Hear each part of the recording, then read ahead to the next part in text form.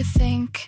Is our production tight? Is the groove right? Does it make you wanna dance? Make you wanna take a chance? Make you wanna take a chance? Make you wanna take.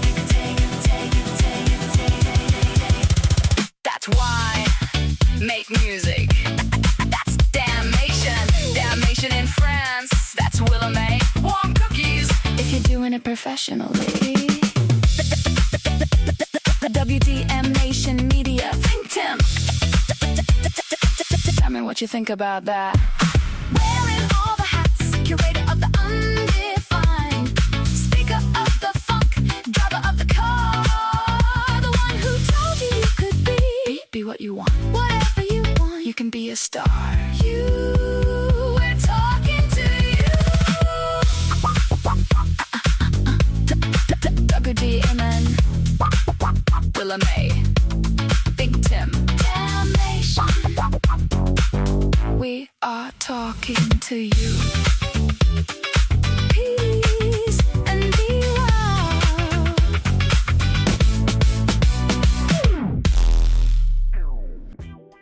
What's going on, everybody? Welcome back to Why Make Music. I am Willa May, also known in certain circles, coffee shops, basement studios, late-night editing sessions, and headphone-filled creative spaces as DJ Warm Cookies. And as always, I want to begin by saying thank you. Thank you to the listeners. Thank you to the supporters.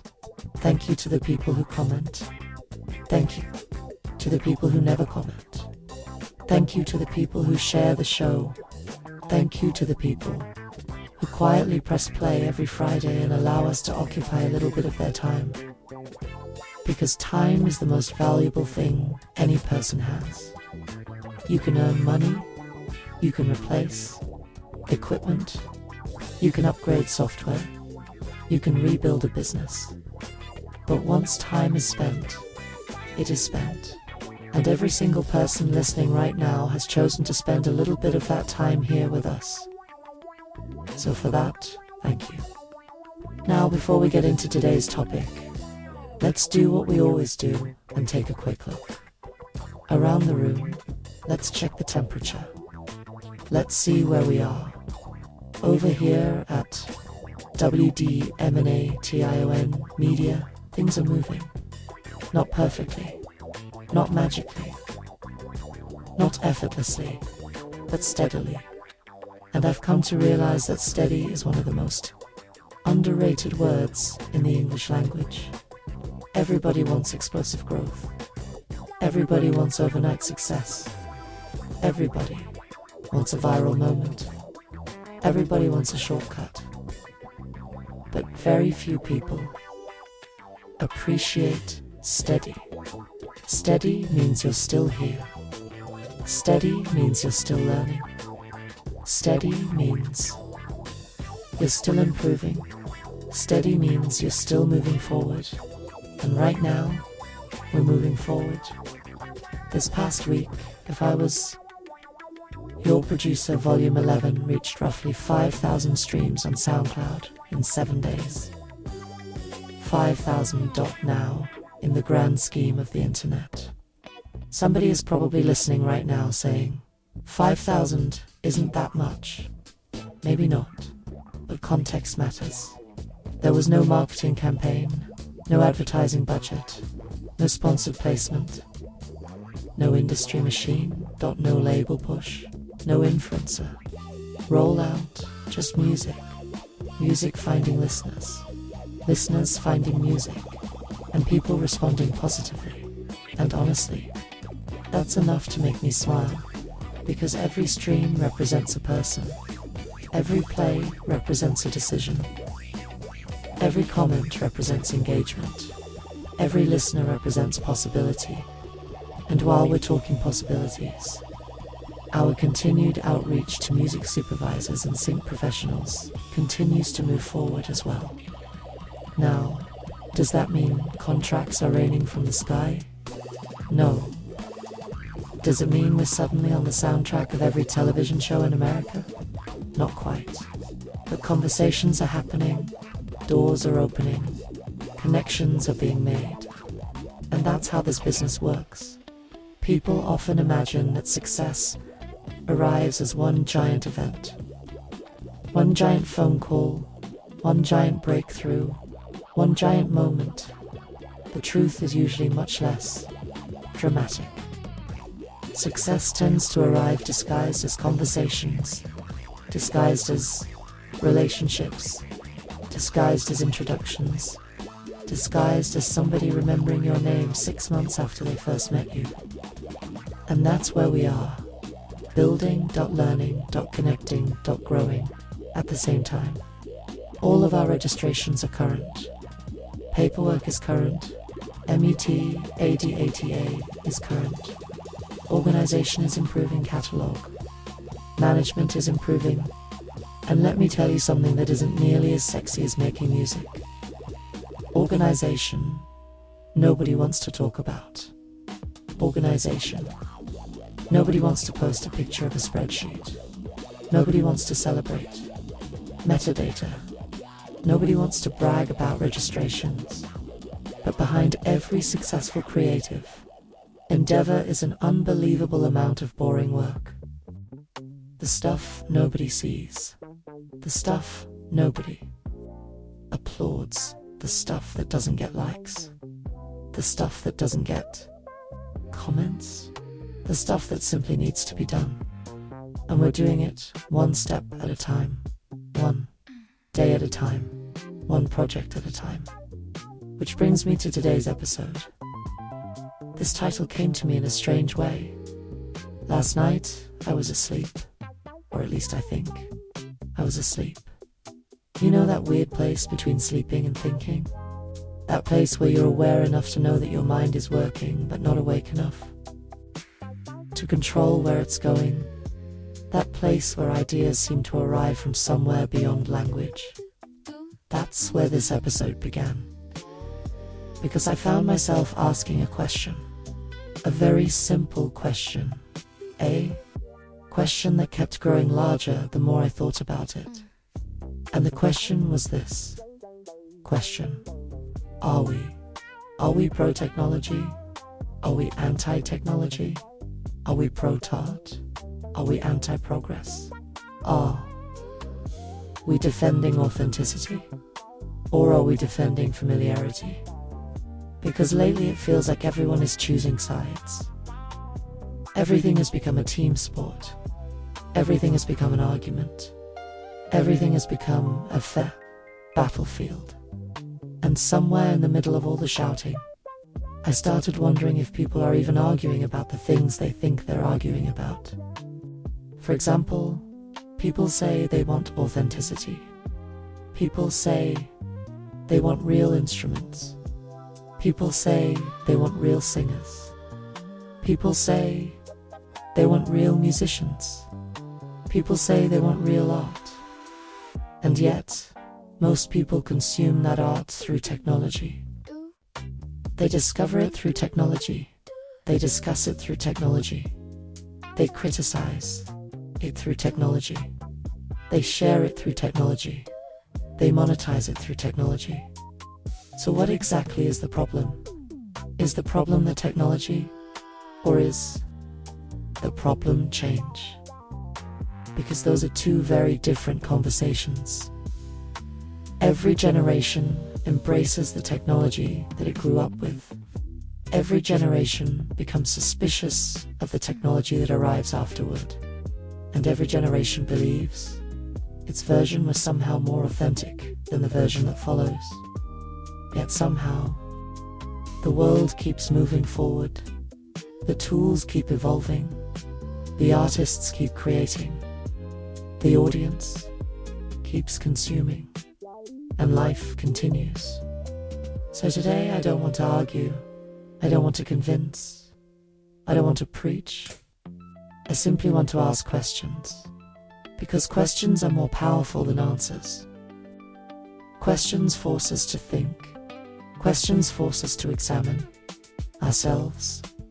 Questions force us to look beyond the surface of our opinions. And maybe that's exactly what we need right now. Not another argument. not another side to choose, not another thing to hate. Just a moment to stop, a moment to think, a moment to ask ourselves, what do we actually believe? And why? Because the more I look around, the more I suspect that many people aren't against technology. They're against uncertainty. They're against disruption. They're against the feeling that the world is changing faster than they're comfortable with. And honestly, that's a completely human feeling. But understanding that feeling and surrendering to that feeling are two different things. So that's where we're headed today. Technology.creativity.mindset.economics.dreams.social media. Personal. Responsibility, the subconscious, and perhaps most importantly, our relationship with change itself. So let me begin segment 1 with a simple question. When people say they want authenticity, what exactly do they mean? And more importantly, do they really mean it? Or do they simply mean they prefer what they're already comfortable with?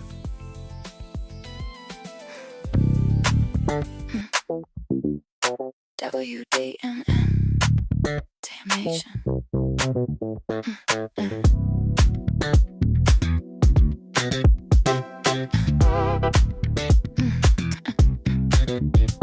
Gave it all up, no dramatic exit scene. Didn't flinch once, didn't baby be seen. Memories in solitary, concrete in my head, pacing like a verdict I'm sorting, never said. Back to my confession, all in my years. Poetry stacked heavy in receipts and fear. Say goodbye to mercy, I don't negotiate truth. Darkness isn't evil when it's weaponized, weaponized.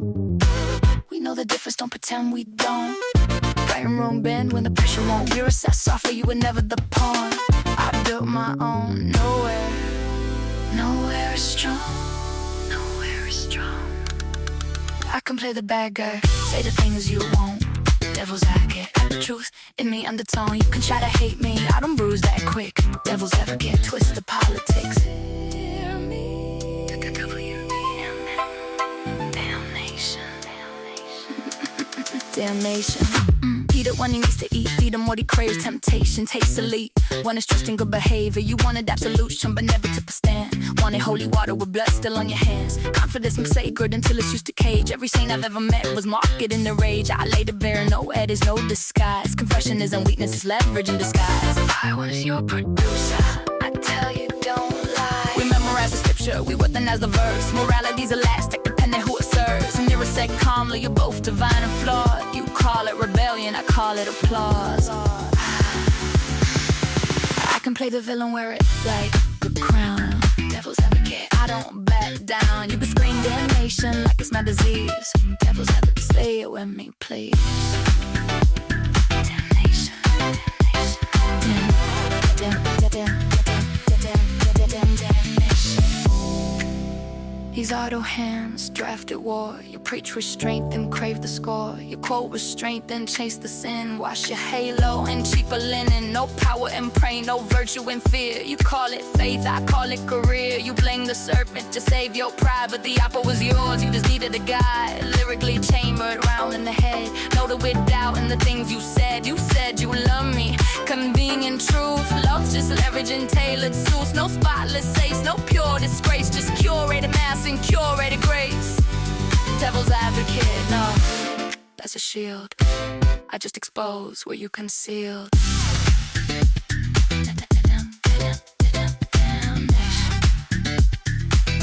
Order on the court, Exhibit A.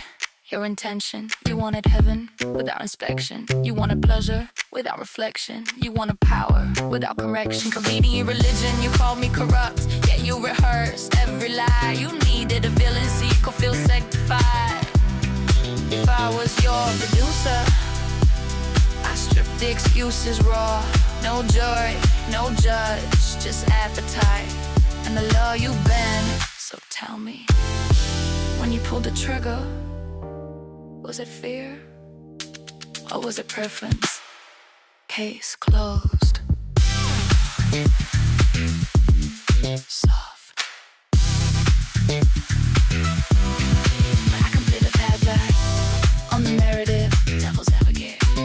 narrative, contamination, like it's Papa Speed. Devil's advocate, but you're just like me. WDM, WDM, WDM, WDM, WDM. No black or white, just appetite within. Devil's advocate, message from the inside.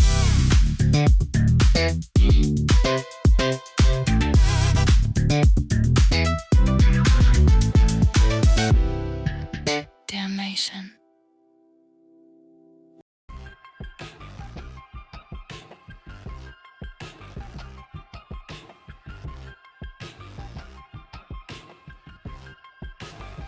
Authenticity, technology, and the things we pretend to hate. Let's start here. Authenticity. That's the word, isn't it? Authentic, real, organic, pure, natural.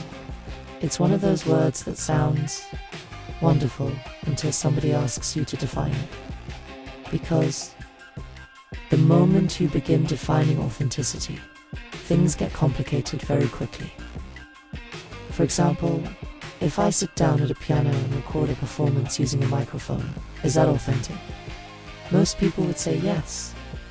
But what if I record that same piano into a digital audio workstation? Is it still authentic? What if I edit a few mistakes? What if I compress the audio? What if I add reverb? What if I equalize the frequencies? What if I remove background noise? At what exact point does authenticity disappear? Where is the line? Who decides where it is? And perhaps more importantly, why do we care so much? You see, I think people often confuse authenticity with familiarity. They are not the same thing. Something can be unfamiliar and still be authentic. Something can be technologically advanced and still be authentic. Something can be digitally created and still contain genuine human expression. The technology does not remove the human. The human determines how the technology is used now. I understand the concern. I really do. People are worried about artificial intelligence. People are worried about digital voices. People are worried about automation. People are worried about computers making music. People are worried about machines replacing artists. And honestly, some of those concerns are valid. Every major technological advancement creates uncertainty. That's not new. That has always been the case. When photography arrived, painters worried. When recorded music arrived, musicians worried. When synthesizers arrived, instrumentalists worried. When drum machines arrived, drummers worried. When digital recording arrived, engineers worried. And now, artificial intelligence has arrived so naturally, people are worried. But here's what fascinates me. The same people who say they want things to stay the way they were often have no desire to go back to the actual realities of the past. Nobody wants to go back to recording on equipment that cost hundreds of thousands of dollars. Nobody wants to go back to physically mailing demo tapes. Nobody wants to go back to paying for studio time by the hour. Nobody wants to go back to waiting 6 months to hear a mix revision. Nobody wants to go back to driving across town just to hear a rough draft. What people miss isn't necessarily the technology. It's the feeling. It's the memory. It's the nostalgia. It's remembering where they were in life when those things happened. And there's nothing wrong with that. Nostalgia is beautiful, but nostalgia can also fool us. It can make us believe that older automatically means better. It can make us believe that difficulty automatically equals quality. It can make us believe that struggle automatically equals authenticity. Sometimes things are simply better because we learned how to do them better. That's called progress. Now let's bring this back to music, here at WDMN Media. We make music using modern tools, lots of modern tools, digital workstations, software instruments, artificial intelligence, editing, programs, organization systems, metadata platforms, distribution, networks, and here's the funny part. Nobody listening to a song asks what a spreadsheet was used. Nobody asks what folder structure was used. Nobody asks what metadata service was used. Nobody asks what hard drive was used. They ask one thing: how does it make me feel? That's it. That's the entire game. Emotion, connection, response. The audience rarely experiences the process. They experience the result now. That doesn't mean the process doesn't matter. It absolutely matters. But I think creators spend far more time thinking about the tools than consumers do. The average listener hears a great song and says, "I like this," or "I don't like this." That's it. The average listener isn't conducting a forensic investigation into how the record was assembled. And maybe that's where we've gotten lost. We've become obsessed with process, obsessed with methodology, obsessed with proving why our preferred way is superior. Meanwhile, the audience is simply asking whether they enjoyed the experience. Did the movie entertain them? Did the song move them? Did the painting inspire them? Did the story make them think?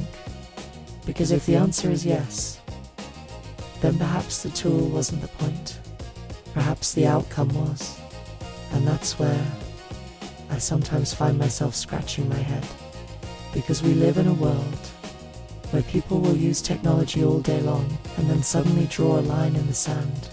They'll use GPS to travel, streaming services to listen, cloud storage to save memories, video, platforms to learn skills, algorithms to discover products, smartphones to communicate.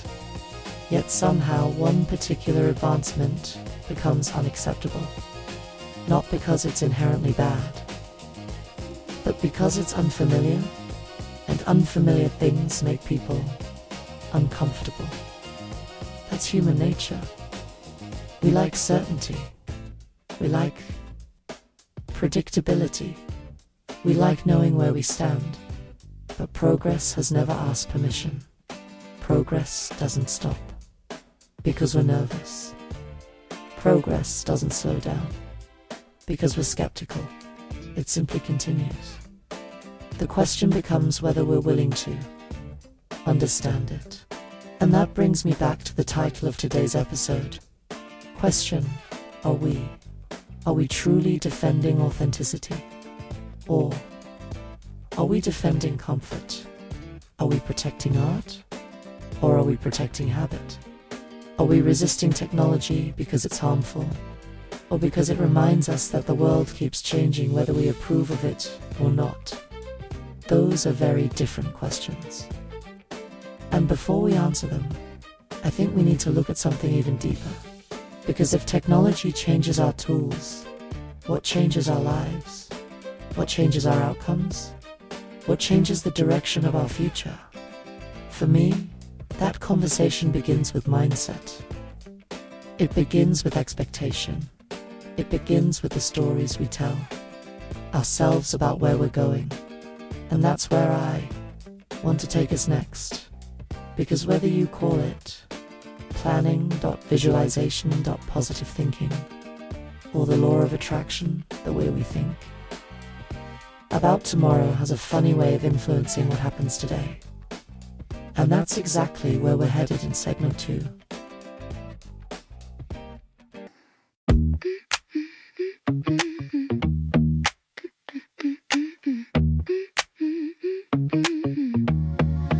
I don't even understand why I had to kill a man. Struck him down with my own bare hands.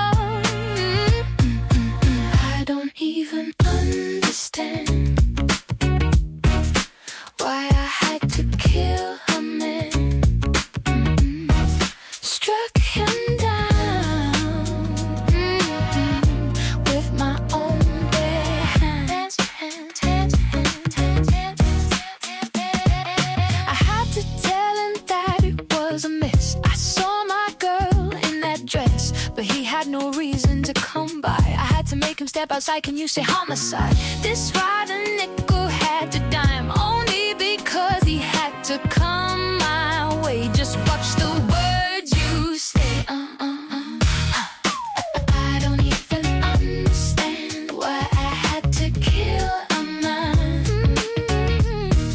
Struck him down with my own bare hands.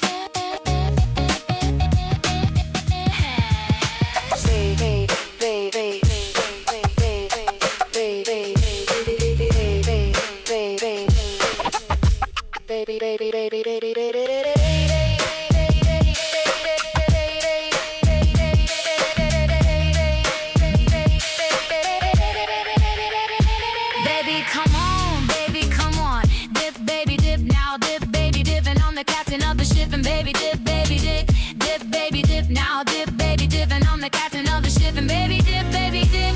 But no means do I commend me for killing him. But let me tell you, I don't wanna be him. He brought about that disrespect. Tell me what is left.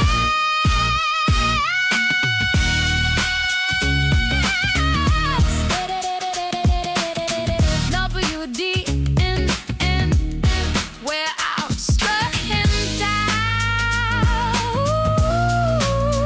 It's my own blameless damnation.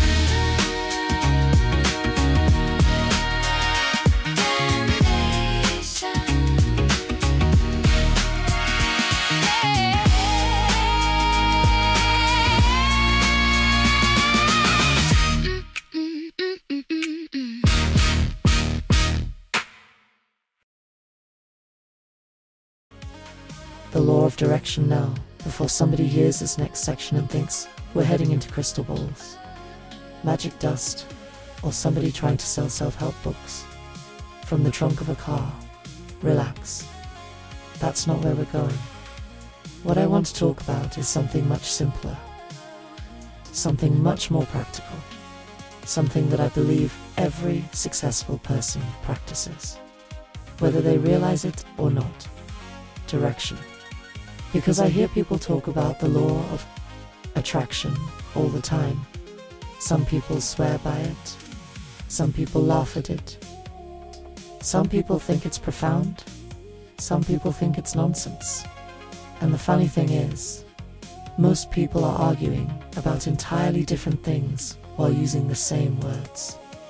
For me, the law of attraction isn't some mystical force pulling luxury. Cars into your driveway because you stared at a vision board long enough. It's not about wishing. It's not about hoping.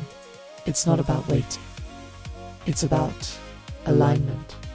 It's about directing your thoughts toward where you're going instead of obsessing over where you've been. Think about it. Every single thing you've ever accomplished began as a thought.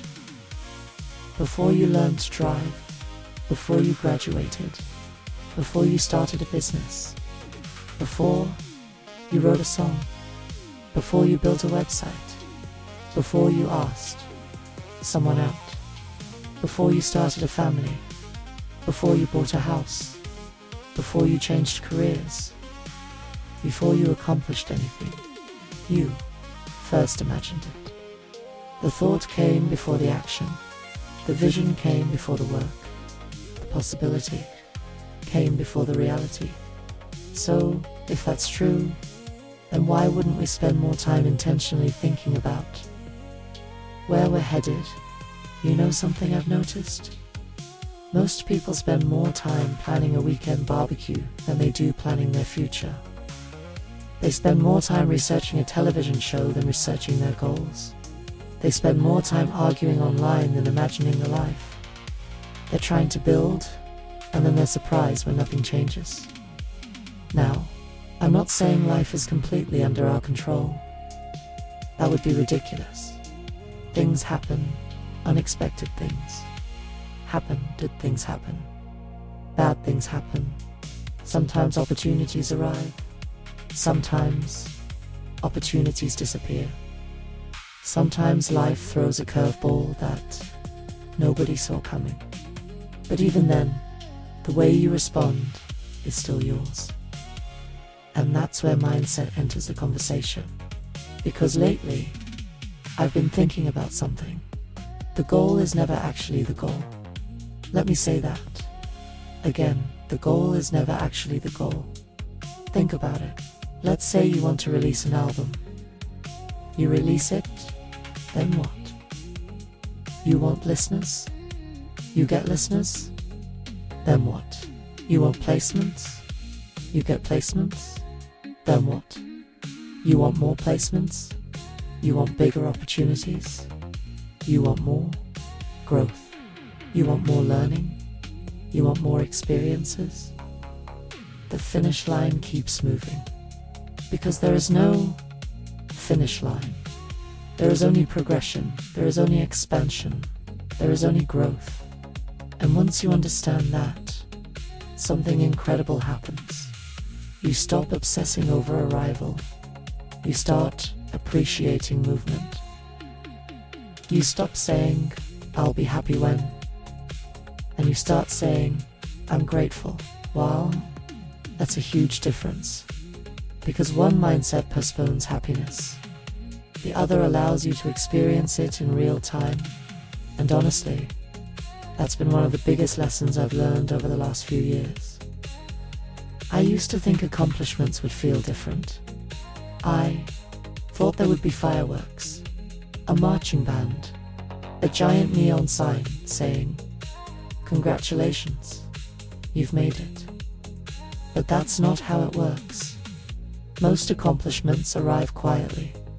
A conversation, an email, a stream count, a new connection, a piece of progress, a small victory, a better understanding. And if you're not paying attention, you'll miss them entirely. You'll already be looking toward the next thing.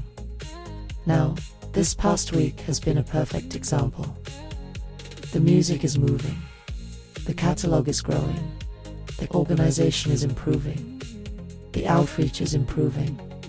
The business, knowledge is improving. And none of those things happened overnight. They're happening because of consistent effort, consistent focus, consistent direction. The funny thing about direction is that it compounds. Tiny adjustments create enormous differences over time. A ship crossing an ocean can miss an entire continent from a small change in direction. A person can completely alter the course of their life from a small change in habits. A creator can transform a career by changing how they think. That's why I'm always talking about planning, always talking about preparation, always talking about visualization. Not because I think the universe owes us anything, but because preparation changes behavior. And behavior changes outcomes. When I wake up expecting progress, I notice opportunities. When I wake up expecting problems, I notice obstacles. The opportunities and obstacles were always there. My focus determined which one I saw first. That's a powerful realization. And honestly, it's one that has helped me tremendously. Because let's face it, the world gives us plenty of reasons to worry. Every day, every hour, every minute, there's always something. A crisis, a controversy, a prediction, a warning, a disaster, a reason to believe things are falling apart. And yet, people are still creating. People are still innovating. People are still building businesses. People are still making art. People are still falling in love. People are still raising families. People are still moving forward. The world has always contained uncertainty. But uncertainty doesn't eliminate possibility. In fact, possibility exists because uncertainty exists. If everything were already known, there would be nothing left to discover, nothing left to build, nothing left to create, nothing left to imagine. So maybe the law of attraction isn't really about attraction at all. Maybe it's about awareness. Maybe it's about training yourself to recognize opportunities that were always there. Maybe it's about becoming the type of person capable of handling the future you say you want. Because that's the part nobody talks about. Everybody wants success, but are you becoming the person capable of managing it? Everybody wants opportunity, but are you prepared to recognize it? Everybody wants growth, but are you willing to change? Because growth and change are roommates. You don't get one without the other. And that realization leads directly into our next conversation. Because if mindset shapes how we view the future, technology shapes the world we're moving into. And right now, a lot of people are excited, a lot of people are nervous, and a lot of people are trying to figure out whether technology is helping them or replacing them. So let's talk about fear. Let's talk about economics. Let's talk about power. Let's talk about profit. And let's talk about why every major technological shift seems to create the exact same conversation over and over again. That's where we're headed next. Yes, WDMN. Yes. I stepped in the door, I said it before. Never let the mic negatize me no more. I'm moving, I got this, I'm trying to get through. Let me try to tell you what's wrong with you. You think about the cash all the time. You never really know what's on your mind. Let me reintroduce undefined, designed to blow your mind. Profit. And I say, step to the pocket like I said I will. I never come by to the profit to fill. I wanna profit, wanna try to get full. Let me try to tell you what's bold you. You think about the cash all the time. I never know what's living on your mind. If you really wanna complain, why don't you say today? I say it's profit, profit. It ain't about the money all the time.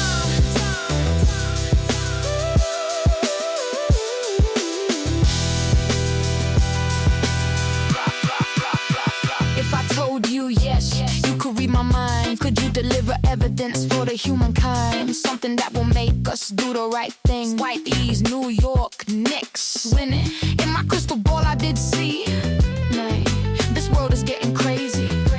Even though we put it to bed once, the crazy cat keys wanted a mulligan. Country scared to say it was rigged. We play it off looking at a 401.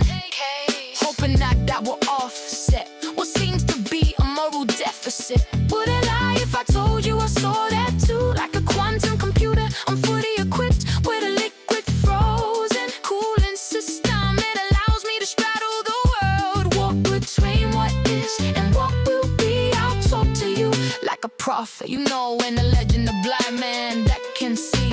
I tell you that I'm not here to line my pocket for me. I'm not here to lie for the profit. You see, is to equip the future, educate the creator, so this way we can move ahead instead of reminiscing about the past. What's dead is dead, so hold on tight, my humans. The future is coming fast. Strap yourself in for what is past is past. I tell you, it can't go back. It ain't all about the money all the time. Let me get back to you. How melodic rhyme. It ain't about the money all the time.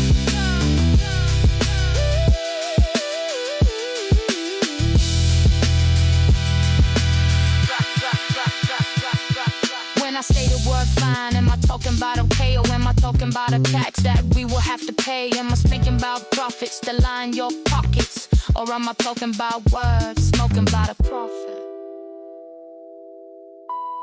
You tell me, 'cause this is still animation. Yeah, they spelled it wrong on purpose, or maybe we just stopped reading. One word hears voices, the other hears coins. A prophet walks barefoot through the desert, carrying warnings, not invoices. A prophet walks boardrooms in polished shoes, carrying margins, not morals. Same letters, different weight. One speaks truth before it's popular, the other sells truth once it's packaged. A prophet breaks bread, a prophet breaks even. Think about the Bible said seek ye first, but Wall Street said seek yield. One talks about souls being saved, the other talks about assets being shielded. A prophet foretells famine, nobody listens. A prophet forecasts downturns, everybody panics. Funny how belief works when money's involved. Jesus flipped tables, didn't check the balance sheet. Judas counted silver, didn't hear the silent scream. One betrayed truth for 30 pieces, still a familiar story.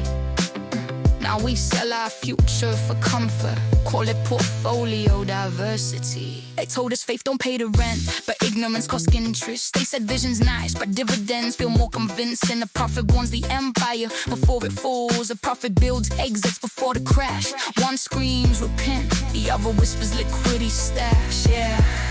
They pray on Sundays, trade on Mondays, morals on layaway, conscience delayed. A prophet bleeds in public, a prophet hides in tax havens.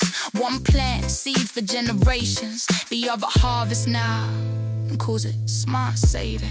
Damnation. See, prophets don't monetize truth, they pay for it. Prophets don't care who gets heard as long as the chart stays lit. A prophet stands alone, misunderstood, mislabeled. A prophet hires PR firms to keep the optics stable. One asks, what should we become?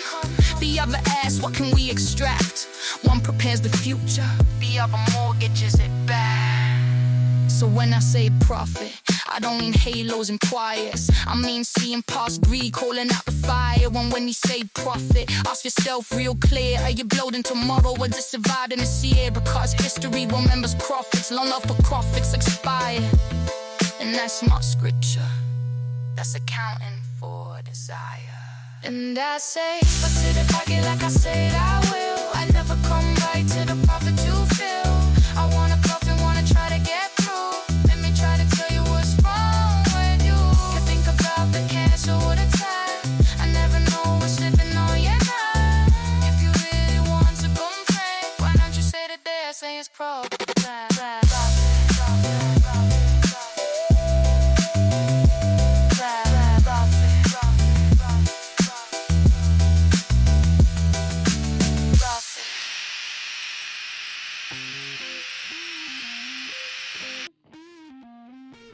Fear, profit, and the business of change. Now let's talk about the thing that everybody says they're talking about when they're talking about technology fear. Because if we're being honest, most conversations about artificial intelligence aren't really conversations about artificial intelligence. They're conversations about uncertainty. They're conversations about change. They're conversations about economics. They're conversations about relevance. And most importantly, they're conversations about fear. Now, fear isn't necessarily a bad thing. Fear has a purpose. Fear keeps us from touching hot stoves. Fear keeps us from driving off cliff stoves. Fear keeps us aware of danger. But fear becomes a problem when it prevents learning. Because at that point, fear stops protecting us and starts limiting us. And I think that's where a lot of people currently find themselves. They're staring at technological advancements and wondering, what does this mean for me? What does this mean for my job? What does this mean for my future? What does this mean for my children? And those are legitimate questions. But what fascinates me is how often people blame the tool instead of examining the larger system surrounding it. Take artificial intelligence. Some people act as though AI suddenly appeared out of nowhere, as if one day humanity woke up and said, let's replace everybody. That's not what happened. AI is simply the latest chapter in a story that has been unfolding for centuries. Automation didn't begin with computers. Automation began with machinery, with factories, with industrialization, with assembly lines, with calculators, with software, With robotics, every generation experiences a technological leap. Every generation fears the implications, and every generation eventually adapts. Now, adaptation isn't always comfortable. Let's be clear about that. Some industries change dramatically. Some jobs disappear. Some skill sets become less valuable. That's reality.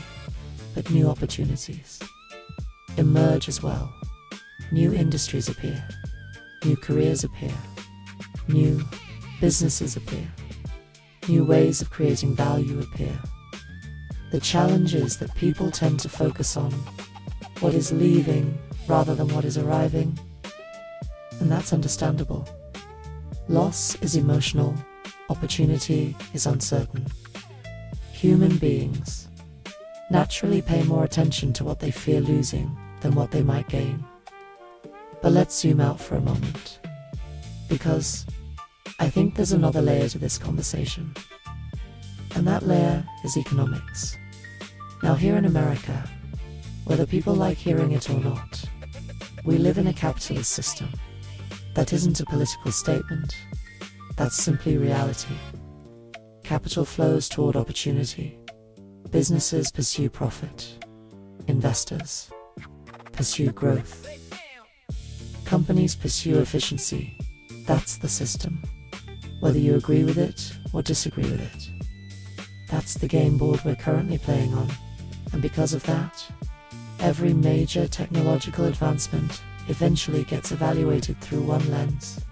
Can it generate value? Can it save money? Can it increase productivity? Can it create profit? Once the answer becomes yes, adoption accelerates. That's not new, that's history. Think about social media. Remember when social media was viewed as a novelty, a distraction, a toy? Something kids were wasting time on? Fast forward a few years. Entire businesses exist because of social media. Entire careers exist because of social media. Entire industries exist because of social media. Now imagine if social media had been completely shut down during its infancy. Think about the entrepreneurs. Think about the creators. Think about the educators. Think about the musicians. Think about the small business owners. Think about the opportunities that would have vanished. And yet, every time a new technology emerges, there are always voices calling for it to be restricted, eliminated, or controlled before we've fully understood what it can become. Now let's talk about TikTok for a second. Not the platform specifically, the conversation surrounding it. One day, it's dangerous. The next day, it's essential. One day, it's a threat. The next day, it's a marketing platform. One day, it's destroying society. The next day, politicians are using it to reach voters. Funny how that works. Sometimes things are considered dangerous right up until somebody figures out how to benefit from them. And that pattern appears everywhere.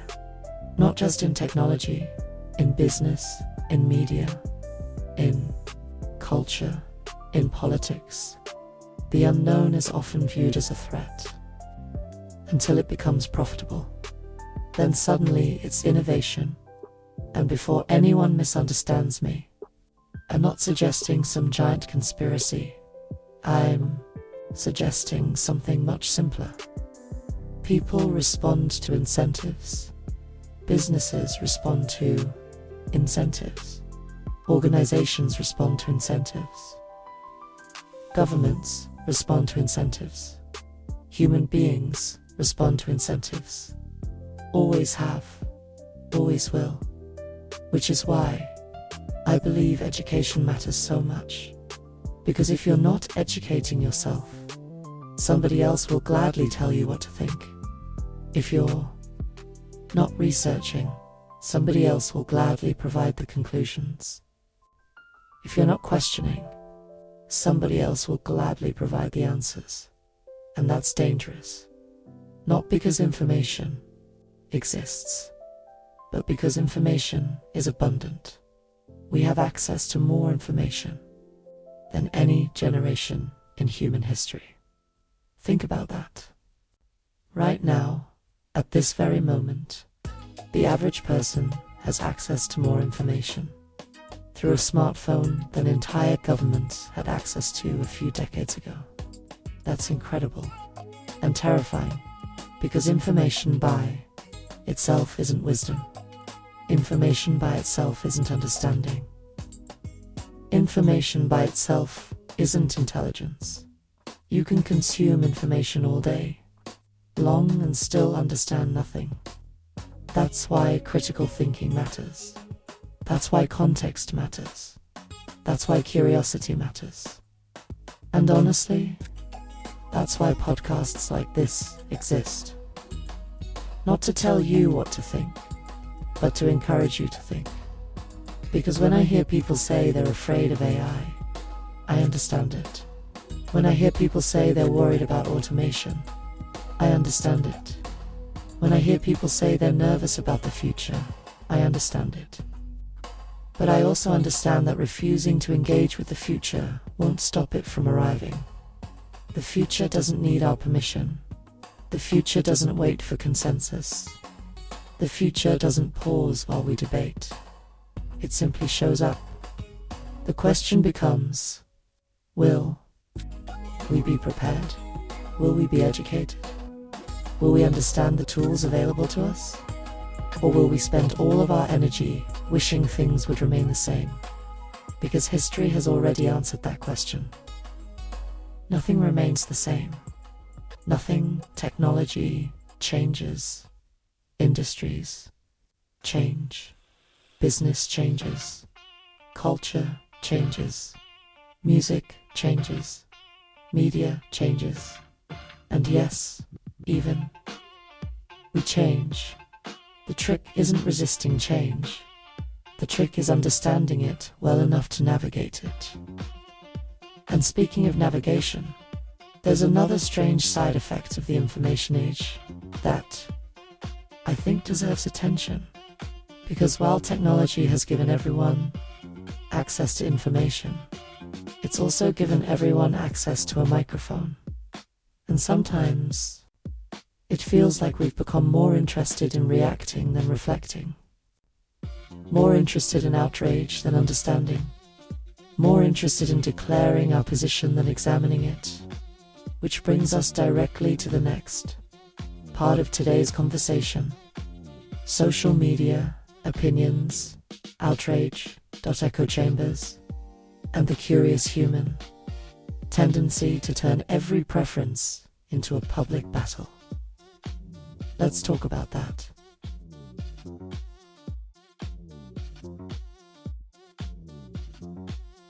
I'm old. I'm old.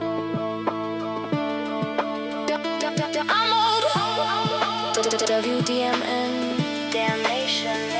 Push me, baby. I still got something left in these bones. It's okay, 'cause I'm old. And if you push me, I'm old. I'll fall in love.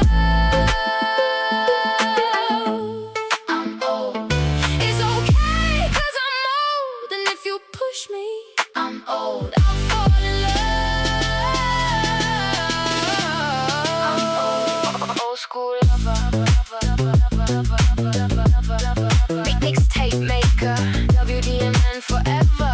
If I was your producer. Back when affection took effort and patience. Now folks speed run emotional relations. I came from cassette tape generations. Handwritten notes and anticipation. Used to wait all night for a phone call ring. Now everybody flex for a dopamine sting. I still open doors, still pull out chairs, still stare at stars like somebody cares. Baby, I'm analog, trapped in digital weather, trying to hold soul and circuitry together. I still know every word from Purple Rain. Still heal heartbreak, riding slow in the rain. I'm from arcades and food court fries, boombox batteries and crooked neckties. Used to spray cologne from the pharmacy shelf, trying hard just to reinvent myself. love wouldn't ghost you over temporary fear. We handle conflict face to face round here. You say clingy, I say emotionally fluent. You say awkward, I say spiritually tuned in. Still make playlists with intentional flow. Track 7 hit when emotions get low. And the cover art, hand-drawn obsession. Little masterpiece hidden in expression. Still flirt like romance ain't dead and buried. Still nervous when your mascara blurry. Still get butterflies like a teenage fool. Even though my knees crack getting out the pool. Willa May, think Tim on production. Damnation. It's okay, 'cause I'm old. And if you push me, I'm old. I'll fall in love. I'm old. It's okay, 'cause I'm old. And if you push me, I'm old. I'll fall in love.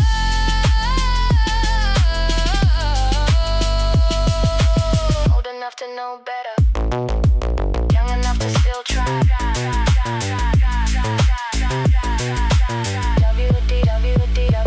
I remember flirting in record store aisles. Now everybody dating through curated files. You got filters, angles, captions, edits. I got emotional scars and credits. Still know how to slow dance close in kitchens. 2-step barefoot while the vinyl glitches. Still cook breakfast after midnight fight. Still apologize when the mood ain't right. See, I grew up when folks stayed together. Not because perfect, they survived bad weather. Now everybody's searching for escape routes. The second life get rough, they phase out. But me, I still romanticize the little stuff. Coffee steam rising when the week gets rough. The way your lip curl when you fake annoyed. The little weird habits you try avoid. I like bookstores, incense, rainy cafes. Conversations that drift for 3 whole days. I like soul records, walk by time. And women that laugh with dangerous minds. See, I ain't trying front like I'm 22. My lower back definitely tell the truth. But wisdom's sexy when the lights dim low. And experience got rhythm in the undertow. I ain't chasing trends, I'm chasing alignment.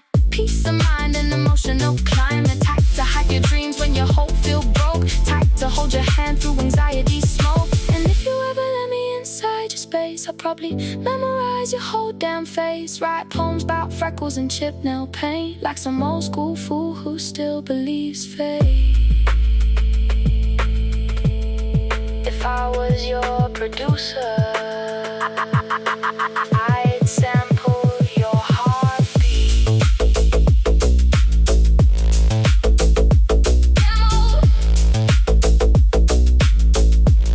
Damnation. Outrage, opinions, and the echo chamber economy. You know what I find fascinating? Human beings have never had more freedom to express themselves. Never. At no other point in history could an average person wake up in the morning, grab a device from their nightstand, and instantly broadcast their thoughts to potentially millions of people. That would have sounded like science fiction 50 years ago. Yet here we are. And honestly, I think we're still figuring out how to handle it. Because social media gave everybody a voice, but it didn't automatically give everybody perspective. And those are 2 very different things. Now, before anybody misunderstands me, I think freedom of expression is incredibly important. People should be able to share their ideas. People should be able to discuss things. People should be able to disagree. People should be able to challenge one another. That's healthy. That's how ideas evolve. That's how societies evolve. That's how understanding evolves. But somewhere along the way, something changed. It feels like we moved from discussing things ... to performing discussions. And there is a difference. A huge difference. A discussion seeks understanding. A performance seeks attention. One is curiosity. The other is visibility and social media rewards. Visibility. The algorithm doesn't necessarily care if you're right. It doesn't necessarily care if you're wrong. It doesn't necessarily care if you're informed. It doesn't necessarily care if you're confused. It cares if you're engaging, and engagement often comes from emotion. The stronger the emotion, the stronger the engagement. Anger, fear, outrage, frustration, indignation. Those things travel fast. Nuance. Not so much. Now let me give you an example. Recently there was discussion surrounding a small clip from the upcoming Supergirl movie. A simple scene. Nothing earth-shattering. Nothing controversial. At least not from my perspective. A costume, a remark, a playful observation about bright colors helping people identify the good guys. That's it. A throwaway moment. A tiny character interaction. The kind of thing audiences would have watched and forgotten 20 years ago. But now, it became content. People analyzed it. People dissected it. People argued over it. People took sides. People created videos. People created responses to the videos. People created responses to the responses. And before long, something that barely mattered became an entire conversation. And I found myself asking, why? Not because people shouldn't have opinions. Of course they should. But why does every opinion need a campaign attached to it? Why does every preference need a battlefield? Why does every disagreement need an army? You know what's funny? Sometimes I hear people discuss entertainment as though every movie, every song, every television show, every comic book, every video game is somehow required to perfectly align with their personal worldview. And if it doesn't, then something must be wrong with the creation.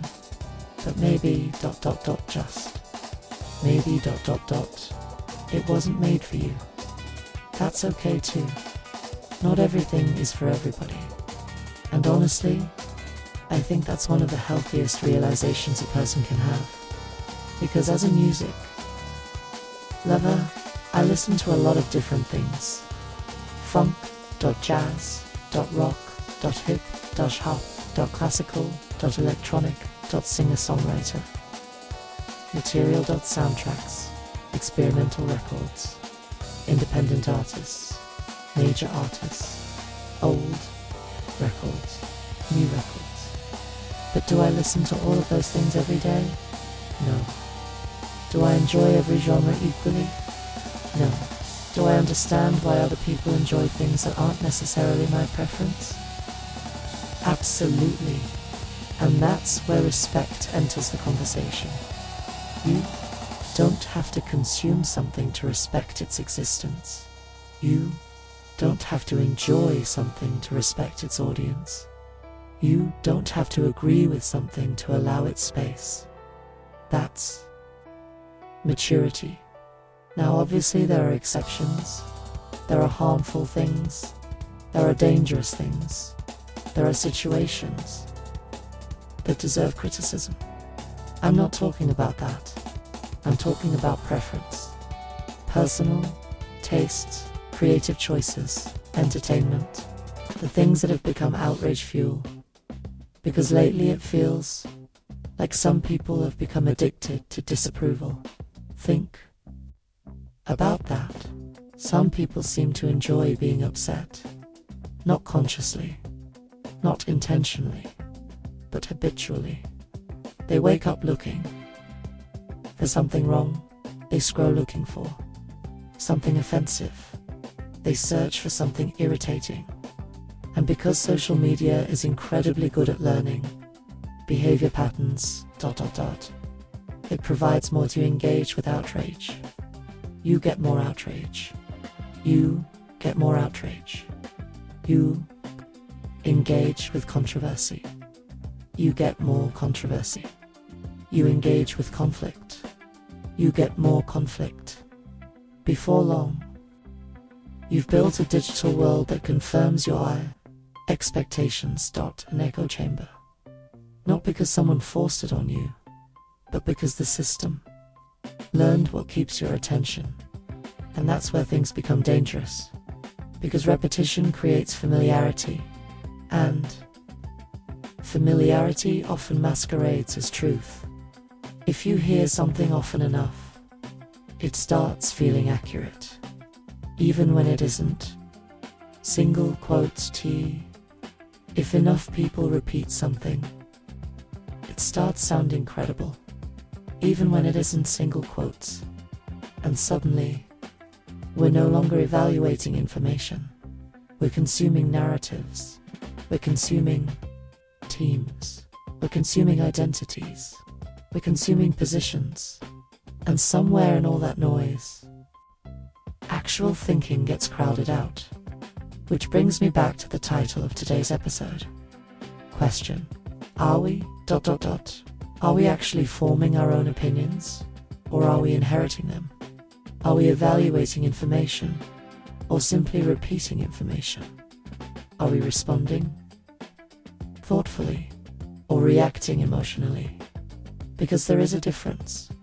And I think one of the healthiest things a person can do in modern society is learn to say, "That's not for me," without adding, "and therefore nobody should enjoy it." That's freedom. That's confidence. That's emotional maturity. To simply move on. No outrage. No campaign. No hostility. No need to convert anybody. Just a simple acknowledgement.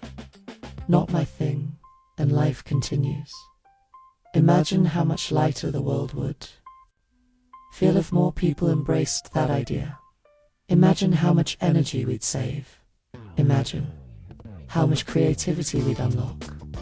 Imagine how much peace we'd create.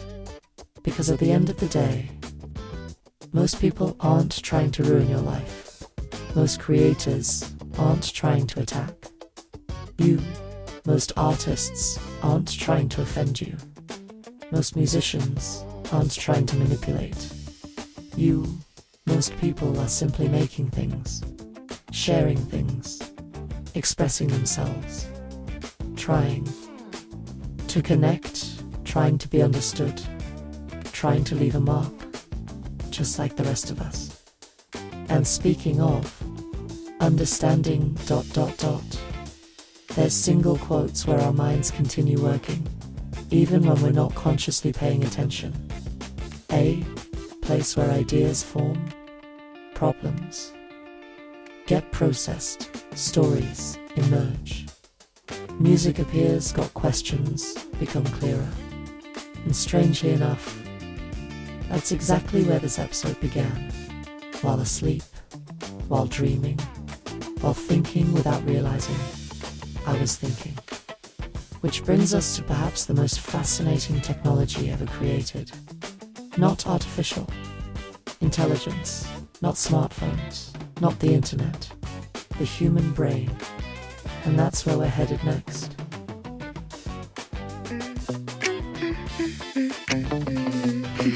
Yeah. WDMNation. I'm not saying, not displaying signs you giving, ask how you living. Rescue is out of the question. Only if you have any suggestions. I won't just stand around. If you got music, we can get on down. It's different than be the hero, even if you don't know the lyrics, appear confident. Don't show it, look like you know it, act like you chose it. How many times did you think if I was the hero, I would most definitely, without a doubt, attempt to save the day. Damnation. But really though, without a doubt, attempt to save the day. But really though, without a doubt, attempt to save the day. You sure about that? Save the day. Yeah. Let's talk logic, speak logistics. I want you to think about this. I don't want you to miss any of this. Being there like that, real talk, risking that facts. Would you wear a mask, have the entire getup, flowing cape and all? If so, where would you have to draw the line? Would you stay local or canvas to tri-state? Save everybody, even folks that hate. No, you personally, against what you're doing. No expectations and have them ruined. What about the perks? There has to be something you don't just did without getting nothing. Bonus perhaps, frequent flyer miles, saving the world. Comes with a smile. Damnation. Save it, just save it. Save it up. How many times did you think if I was the hero, I would most definitely, without a doubt, attempt to save the day? Damnation. But really though, really though, really though, without a doubt, attempt to save the day. But really though, really though, really though, without a doubt, attempt to save the day. So you knee deep in the process of doing what you do. Low-level heroics, bigger one in queue. You getting the work done, but the sickest is mad. They start to protest against you. Emotions overall bad. You say these people who now quit inside. I'm near existence to you. I got questions. What you gonna do? Do you continue or do you stop? Pop was an addiction, a drug or a placement. You can't cop it. Heed your adoptions, and you won't mention. But I'm just playing devil's advocate for a hypothetical. Hope I need fixing, so talk to me. Tell me what would you do? Tell the truth. This is just between me and you. I won't take it further. You can count on that. You want too many friends. That's a surefire fact. Think about appearing, think about being above. You can lose everything to save everything you say that you love. Damnation. WDMN. How many times did you admit if I was the hero, I would most definitely, without a doubt, attempt to save the day. Damnation. Really though, really though, really though, without a doubt, attempt to save the day. Really though, really though, really though, without a doubt, attempt to save the day. Shake yourself. Yeah. Superpowers sound good on babe. Damnation. But living with them, that's the real way.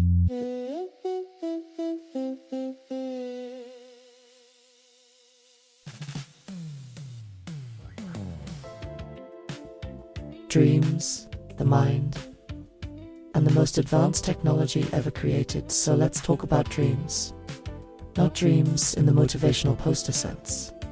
Not dreams as goals. Not dreams as ambitions. I mean actual dreams. The strange movies we watch while we're asleep. The stories that appear from nowhere. The conversations that have never happened. The landscapes we've never visited. The people we've never met. The impossible situations that somehow feel completely normal while we're experiencing them. Dreams. Because that's where this episode began. The funny thing is, I wasn't planning this episode while sitting at a desk. I wasn't planning it while taking notes. I wasn't planning it while scrolling through social media. I wasn't planning it while researching. I was asleep, or at least mostly asleep. And yet somehow my brain was still working, still processing, still organizing, still connecting ideas, still searching for direction. And when I woke up, the framework for today's conversation was sitting there waiting for me. Now, maybe you've experienced something similar. Maybe you've gone to bed with a problem and woken up with a solution. Maybe you've struggled with a creative project for days only to suddenly have the answer arrive after a night's sleep. Maybe you've remembered something you thought you'd forgotten forever. Maybe you've connected ideas that didn't seem related. Maybe you've solved something while doing absolutely nothing, at least consciously, because subconsciously, your brain never really stops. And that fascinates me, particularly in this current era, where everybody is talking about artificial intelligence. Because every time I hear someone discuss AI, I find myself thinking about the original intelligence, the human mind, the thing sitting between your ears. Right now, the thing that is processing these words, the thing that is interpreting meaning, the thing that is attaching emotion to language, The thing that is comparing today's ideas to your past experiences. The thing that is deciding whether you agree or disagree with anything I'm saying. That thing, the human brain. And honestly, I don't think we appreciate it enough. We talk about supercomputers, we talk about processing power, we talk about data centers, we talk about algorithms, we talk about machine learning, and all of those things are impressive, very impressive. But let's be honest, every single one of those technologies exists because a human mind imagined them first. Every invention, every discovery, every advancement, every machine, every innovation started inside a brain. Somebody imagined it. Somebody conceptualized it. Somebody believed it was possible. Somebody solved a problem. Somebody connected ideas, and then reality followed. That's incredible when you really think about it. The greatest technology humanity has ever encountered is the very thing that created all other technologies. Now obviously, we're still learning how the brain works. Scientists continue making discoveries. Psychologists continue making discoveries. Neurologists continue making discoveries. But one thing seems increasingly clear. Our minds are constantly processing information, constantly learning, constantly adapting, constantly evolving, even when we're not aware of it. Which brings me back to something I touched on earlier. What you feed your mind matters. A lot. Because your brain is always listening, always observing, always collecting, always self-cataloging. Think about it. If all day long you're consuming negativity, your brain processes negativity. If all day long you're consuming fear, your brain processes fear. If all day long you're consuming outrage, your brain processes outrage. If all day long you're consuming possibility, your brain processes possibility. This doesn't mean you ignore reality. This doesn't mean you become delusional. This doesn't mean you pretend problems don't exist. It means you become intentional about what occupies your mental space. Because mental space is valuable real estate. And unfortunately, too many people rent it out to things they cannot control. Think about how much energy gets spent on things completely outside our influence. Things happening thousands of miles away. Arguments between strangers. Opinions from people we'll never meet. Controversies that won't matter next week. Narratives designed specifically to keep us emotionally engaged.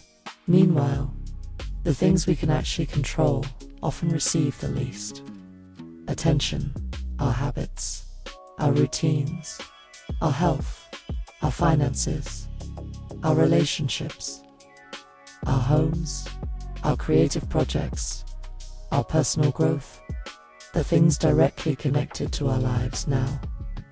I know that sounds simplistic, but sometimes simple is powerful. I tell the kids something similar all the time. Take care of your room, take care of your belongings, take care of your responsibilities, take care of your environment.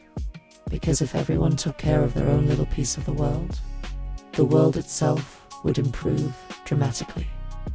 Imagine that. Instead of trying to manage 8 billion people, start by managing yourself. Now before anybody says that's selfish, hear me out. I'm not talking about ignoring society. I'm not talking about ignoring community. I'm not talking about ignoring other people. I'm talking about accountability.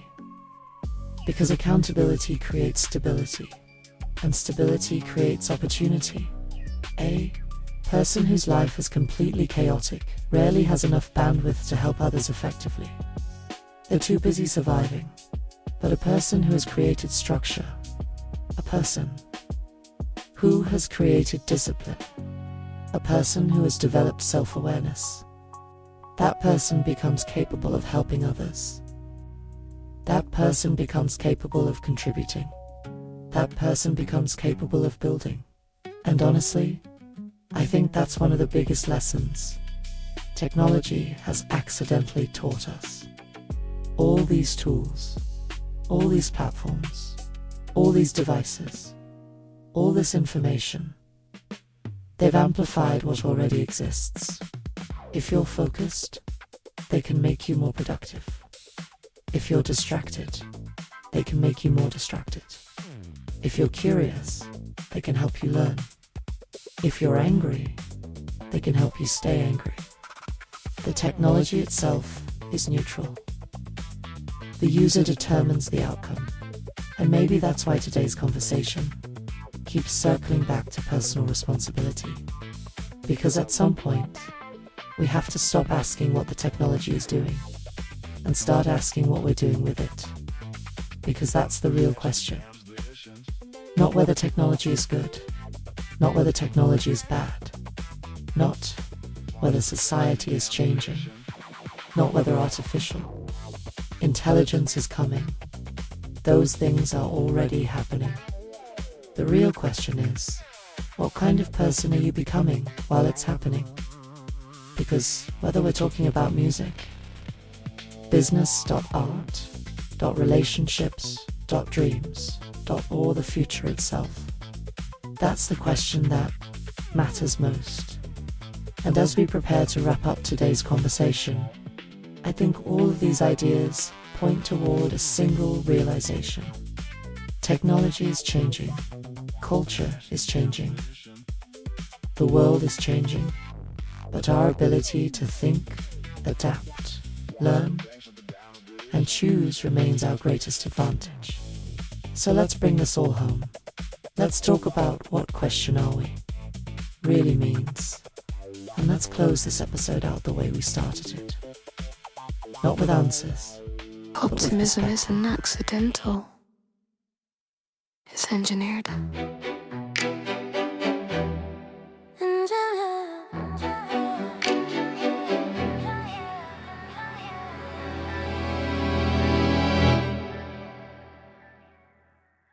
If I said I was molded to orbit the optimistic, give one, take half back, balance sheets logistic,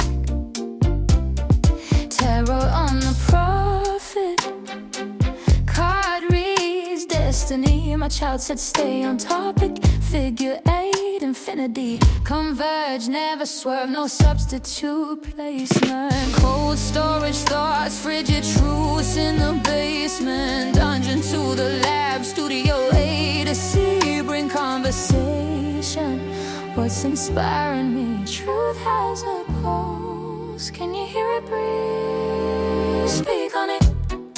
Don't let your tongue be tied, divide, sever monotony, don't you even lie. Speak on it. If truth don't leave your booth, you're paying interest on the price. Speak on it. If I discover fiction, you're gambling with your life. No retrograde living, no rewind option, decision carved in granite, no appeal, no adoption. Prison bars singing Roxanne, you don't know the verse, fairy tale, monarch, crown cracked by a curse, truth never wore your name, inspector found dust, referee called the play, no first down, just rust, no shades in sunlight, gravity rejected you, you move like no lens exists, but the lens remembers you. Speak on it, speak on it, speak on it, speak on it, speak on it, speak on it, speak on it, speak on it, speak on it. Complicated by design, luxury rented difference. Walk in shower, confidence, extensions of pretense. Hair pulled tight, front row illusions. Champion fights in memory, headline confusions. Headphones buzzing, senses cross-examined. Rulebook written in pencil, never quite canonical. Automatic like a stick shift, prestidigitation trick. Limericks dressed in scripture. Is it magic or just slick? Shakespeare ordering wine to toast the aftermath, blowing bubbles round the bus. Mathematics of the laugh. Say it clear, say it clear, say it now. Say it without the costume, without the costume. Truth don't whisper for applause, it detonates the room. Speak on it, cut the cord of monotone. Don't fabricate the throne, don't you even lie. Speak on it, silence costs more than speech. Integrity within reach. Speak on it, if fiction's your religion, your wager in your life, your life, your life, your life, your life, your life. Optimism isn't naive,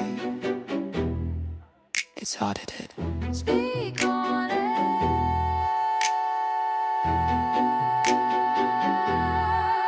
Speak on it. What you heard about me. WDMN. Think Tim on the production. You say you took time, you put in consideration. Scammed off the top, doubled up alliteration. Try to be poetic, hit it with a nursery rhyme. Turn back the clocks, try rearranging time. Speaking like a master with nobody to lead. Why are you fucking with me? If you cut me, do I not bleed? I'll tell you that I'm human, hard for you to tell. Sacrament of your failures, for that you burn in hell. I got people on my side that would truly ride for me. Got people on your side telling me things you don't see. How you gonna be better? I done lived it all my life. Bought fresh things while looking for a wife. Been around the world twice. Passport looking gorgeous, another one coming soon. Government endorsements inside that thing. Picture of a dude half cursed. Funny how the saints act holy till their pockets get searched. Built foundations from ideas, not castles made of stone. Blueprint hard to duplicate, that's why I stand alone. If I gave you my glasses, would you finally see? Or would you still act blind to the architecture in me? What you heard about me. Half that gossip, counterfeit mythology. What you heard about me. Built from sweat, nerves, rhythm, psychology. What you heard. Everybody talking loud online for free. What you heard. But none of y'all can walk this road with me. I ain't overnight famous, I'm an overnighter worker. Laptop glowing bright while the doubters getting murkier. Y'all wait for handouts, I build catalogs in silence. You rehearse fake outrage, I study sonic science. Talk slick in the group chat, then freeze face to face. Keyboard gladiators need moisturizer for they rage. I seen artists sell souls for repost and brunch. Whole career built around one viral lunch. Me, I stack frequencies like books on the shelf. Trying to leave my children more than selfies of myself. I know people mad cause the vision got wider. Independent with the grind, no machine beside it. Still I laugh at the nonsense, the circus and theatrics. Everybody revolutionary till they gotta check analytics. You quote famous people like scriptures in the thread, but can't finish one idea without stealing what you read. I produce while y'all argue over aesthetics and fashion. I'm somewhat EQ and kicks, turning pain into passion. Middle age with the hunger young punks couldn't match. Still got enough fuel to burn through a batch. What you heard about me? That you heard about me? They say I'm intense, good pressure make diamonds. You see chaos in the room, I see perfect alignments. Every failure that I carry turned wisdom in disguise. Every scar became data for the next grand design. I done sat in dark rooms with depression and static. Still made art from confusion like the shit automatic. Some folks pray for miracles, I pray for persistence. Cause talent don't matter without obsessive resistance. I got humor in my venom and compassion and rage. I can write a love song or set fire to the stage. Independent to the marrow, that's the code that I breathe. You can copy my rhythm, but not what I believe. They ask why you still do it, cause the music still calls. Cause creation hit harder than applause in these halls. And if nobody hears it, still I know what occurred. Cause the truth don't change shape based on what you heard. What you heard about me. Stories always sound bigger from afar. What you heard. Funny how they gossip about a rising star. What you heard. Every rumor got a little jealousy. What you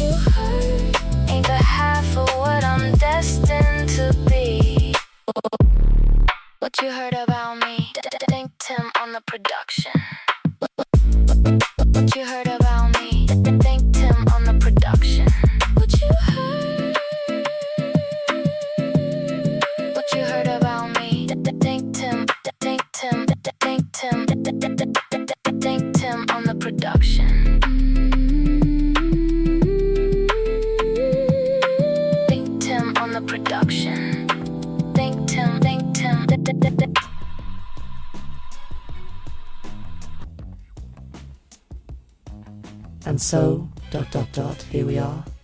Another Friday, another episode, another conversation, another opportunity to stop for a moment and think, not react, not choose a side, just think. Because if there is one thing I hope people take away from today's episode, it's this. Questions are more valuable than conclusions. Questions keep us curious. Questions keep us learning. Questions keep us moving. The moment you believe you have everything figured out is usually the exact moment you stop growing and around. Here at WDMN Media, growth is the mission, not perfection. Growth where? Not trying to be perfect. We're trying to be better creators, better communicators, better musicians, better business people, better family members, better human beings. And honestly, that's enough work for a lifetime, you know. As I was putting today's thoughts together, I kept coming back to something we've spoken about before. Structure over chaos. Not because chaos doesn't exist. Trust me, chaos absolutely exists. Life proves that every single day things go wrong. Plans change. People disappoint us. Technology breaks. Dreams evolve. Unexpected situations arrive. Chaos is always waiting in the parking lot. But structure gives you a fighting chance. Structure creates momentum. Structure creates consistency.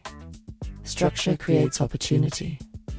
And opportunity has a funny way of showing up for people who are already moving, not standing still, not complaining, not waiting, moving. And that leads me to another phrase we've shared together before. Dumb folks have done it now. Some people laugh when they hear that, but there's wisdom hidden in. Because if someone else has achieved something you're trying to accomplish, it's possible. Maybe difficult, maybe unlikely, maybe requiring patience, maybe requiring sacrifice, but possible.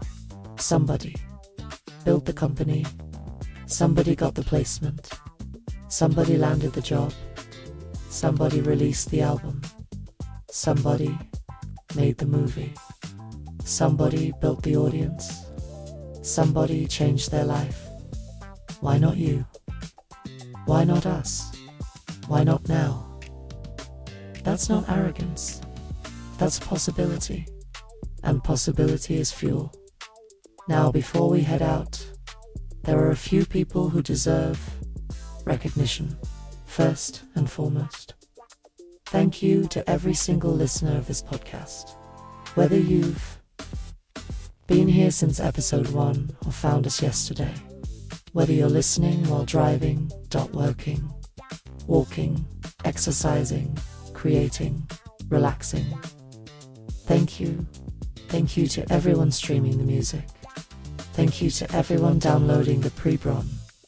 Thank you to everyone adding songs to playlists. Thank you to everyone sharing links. Thank you to everyone leaving comments.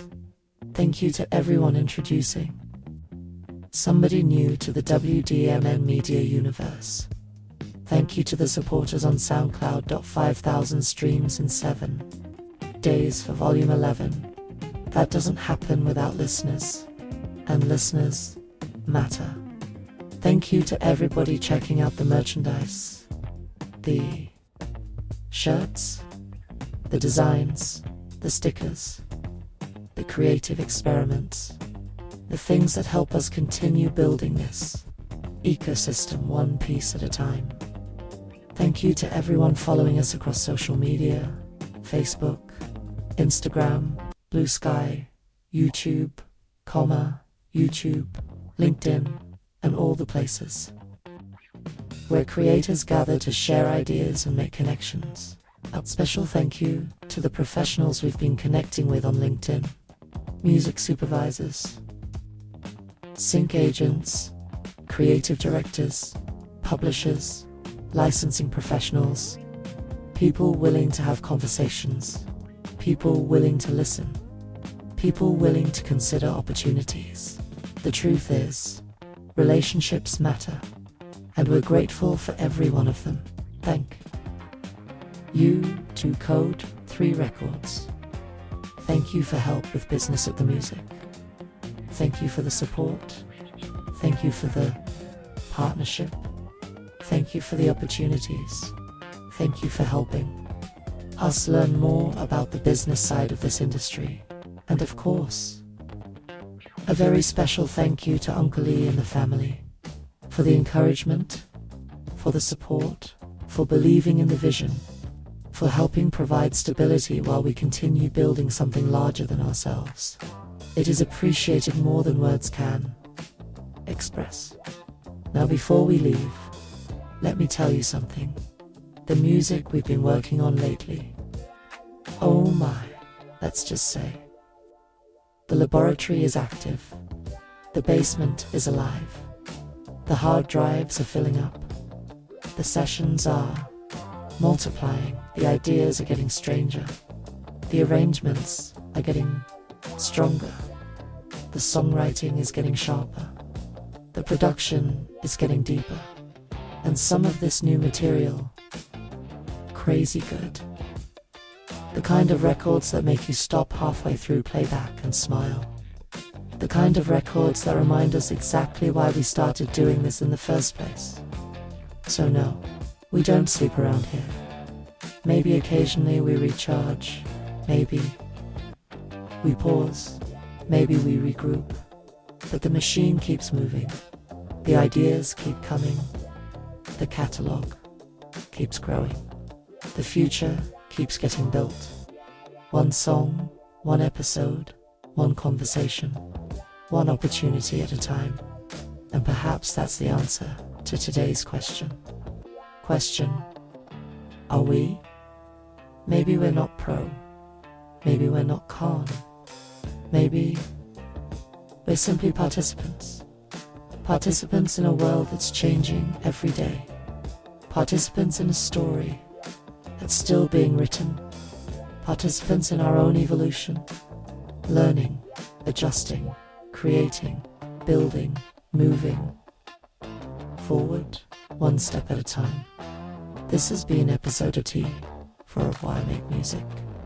I am Willa May, also known as DJ Warm Cookies, representing Think Tim, representing WDMN Media, reminding you to stay curious, stay creative, stay adaptable.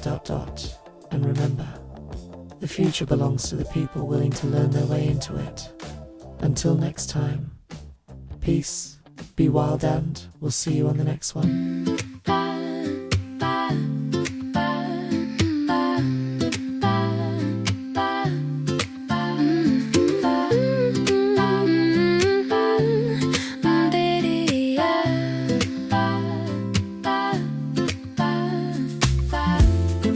Wake up, my baby, I had a dream. No more lonely nights since you're here with me. I feel so warm inside, lost in your embrace. I need to memorize every inch of your face.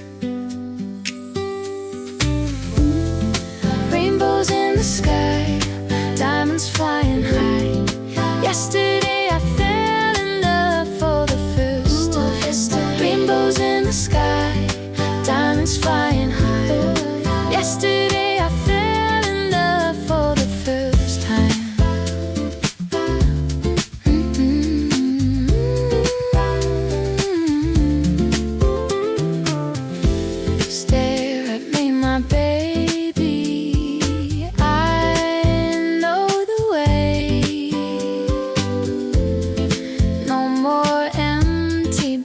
'cause I got a new toy today. I can hear the angels sing, heaven's on parade.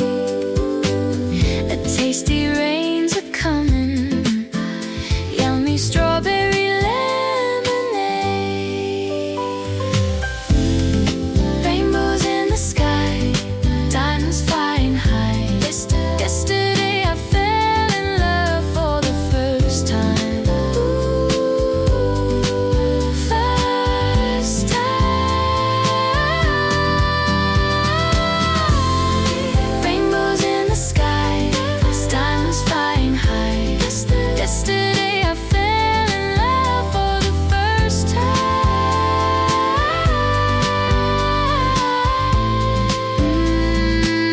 That kiss was mine. Yesterday divine.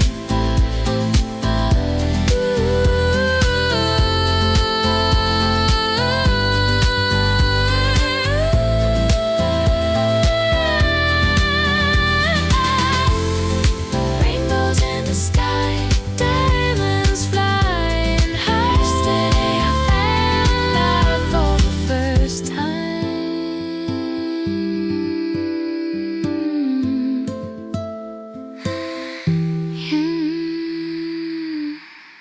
Wake up.